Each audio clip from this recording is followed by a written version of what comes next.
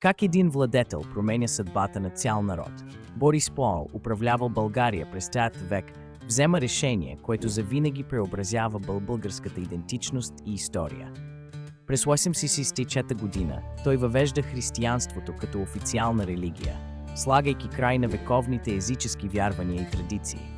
Защо прави този съдбоносен избор? Борис Пол осъзнава, че приемането на християнството ще обедини различните етнически групи в държавата, ще засили вътрешната стабилност и ще издигне България сред европейските сили.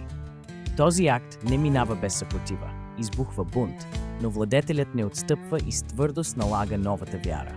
След покръстването, България получава собствена църква и писменост, а кирилицата скоро се разпространява из целия славянски свят, утвърждавайки културната независимост на народа. Решението на Борис Пол не само укрепва държавата, но и полага основите на българската национална култура и идентичност, които остават живи и до днес.